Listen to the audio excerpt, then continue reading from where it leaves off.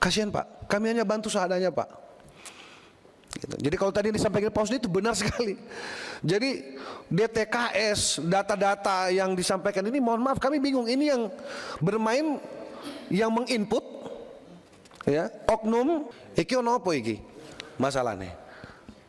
Nanti kita cek. Ini saya bisa antar Pak Menteri langsung ke rumahnya Pak. Pak Sigit Purnomo, siap-siap Mas Saiful Munir. Terima kasih pimpinan yang kami muliakan, rekan-rekan Komisi 8 yang kami cintai, Pak Menteri, Pak Wakil Menteri, beserta seluruh jajaran yang kami banggakan.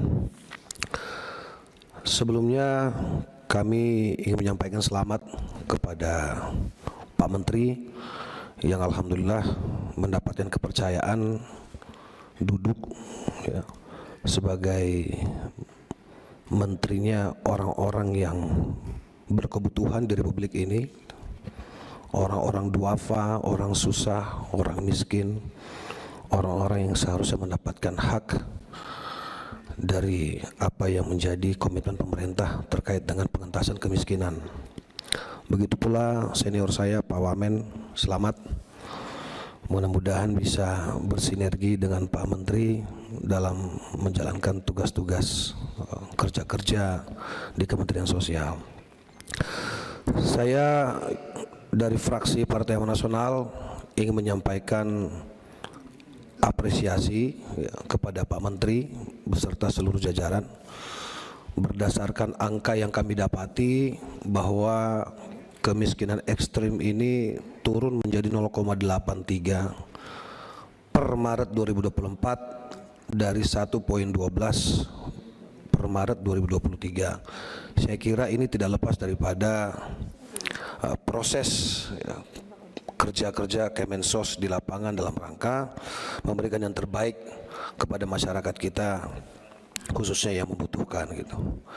Dan kalau saya boleh menilai pimpinan dari berbagai pemaparan menteri dan juga kepala badan mitra kerja Komisi 8, saya kira pemaparan Gus Menteri Sosial ini termasuk yang paling cepat, tepat, padat dan paripurna gitu.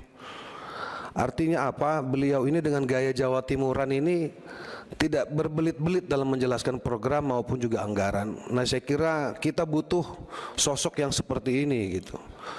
Sehingga tidak ada hal-hal yang kemudian menjadi pertanyaan-pertanyaan tersembunyi ya, di antara kita baik Komisi 8 maupun internal Kemensos itu sendiri gitu. Tadi berbagai persoalan dan juga konflik-konflik interest baik dapil ya, maupun secara global di Republik ini sudah disampaikan oleh rekan-rekan Komisi 8. Saya hanya fokus pada 2 poin saja Pak Menteri, izin. Yang pertama, realisasi anggaran tahun anggaran 2024 Pak Menteri. Di sini jelas tertulis bahwa pagu 76 triliun ini baru terrealisasi 56 triliun. Artinya masih ada selisih kurang lebih 20 triliun. Ini bukan angka yang kecil. Saya ingin menguatkan saja tadi apa yang disampaikan oleh Ibu Sri, kalau saya tidak keliru dari Nasdem, Ibu Sri Wulan, bahwa jangan sampai kemudian 20 triliun yang menjadi harapan warga masyarakat yang berhak ini kemudian menghadapi persoalan-persoalan yang seharusnya tidak dihadapi oleh mereka, baik itu terkendala dengan sistem perbankan ya, atau kalau kemudian melalui pos ada hal-hal yang rumit yang kemudian yang seharusnya bisa segera didapati tetapi tidak didapati oleh saudara-saudara kita yang seharusnya menerima gitu. Ini perlu perhatian khusus Pak Menteri karena tinggal kurang lebih 1 bulan ya, sekarang sudah tanggal 12 kalau saya tidak keliru, artinya ini paling lambat 20 Desember sudah harus selesai gitu.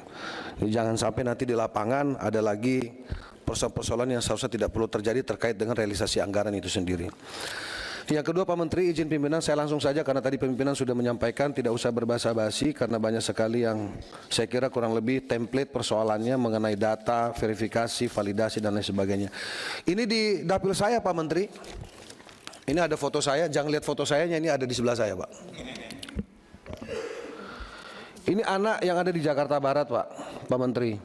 Beliau ini punya saya sebut penyakit cerebral palsy kalau saya tidak salah itu. Ini terkait lumpuh otak, gitu kan, saraf, otot dan lain sebagainya, Pak. Ibunya ini hanya kalau saya sebut ya pekerja serabutan lah, gitu.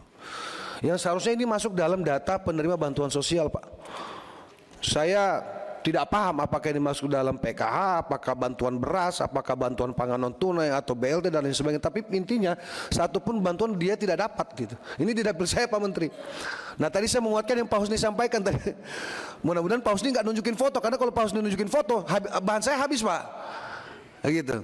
Nah kebetulan kami bawa gambarnya, Pak. Nah itu satu, Pak. Misalnya ini kasihan, Pak, ini jalannya ngerangkak, Pak Menteri. Saya nangis waktu lihat ini, Pak Wamen. Saya nangis, Pak. Anak ini semangat, Pak, pengen sembuh.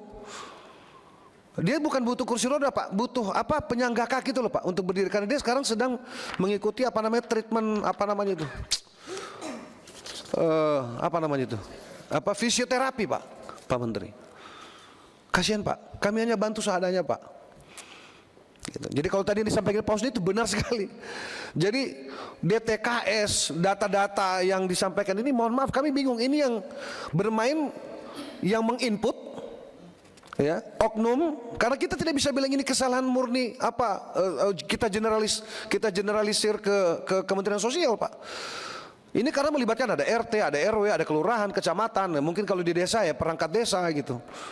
Ini saya tahu pimpinan ini, Pak Menteri ini orang yang sangat jiwa sosialnya tinggi sekali, Pak. Paham saya, beliau ini dekat dengan rakyat, Pak. Dekat dengan rakyat. Tolong teman-teman jangan curiga dulu, ini program belum ada ini. Ini karena memang saya kenal beliau aja, Pak. 15 tahun Pak Maman, 15 tahun dengan beliau ini. Beliau ini jangankan ke orang miskin, Pak, ke orang sukses saja beliau ini bagi-bagi rezeki, Pak. Ya buktinya band saya dulu sering banget dipakai sama beliau, Pak. Jadi itu tadi, artinya ini sebagai gambaran, Pak Menteri, izin 1 menit. Seperti ini, Pak. Dia harusnya menerima dia punya kartu lansia, Pak. Tapi tiba-tiba kartunya dibekukan, Pak Menteri. Iki ono apa iki? Masalahnya. Nanti kita cek. Ini saya bisa antar Pak Menteri langsung ke rumahnya, Pak. Iya. Tapi nanti aja 2028, Pak. Lo enggak, maksudnya jangan sampai kita juga dianggap sebagai oknum, Pak Maman. Kita ini enggak berani masukin data palsu gitu loh. Cukup cinta yang palsu. Iki loh, Pak, izin, Pak. Ini saya hanya bawa beberapa aja, Pak. Ini anak 11 tahun, Pak, tapi dari usia 1 tahun nggak bisa jalan, Pak. Terlihat sekilas ini normal, Pak. Ini juga nangis-nangis, Pak, gitu loh. Ini ada foto yang sebenarnya saya gendong, tapi kok nggak dikirim ke saya. Nah yang terakhir, Pak, ini tadi disampaikan Pak Husni. Rumah ini, Pak, cara ngukur ini pimpinan, ngukur orang sejahtera apa enggak, ini dari lampunya, Pak.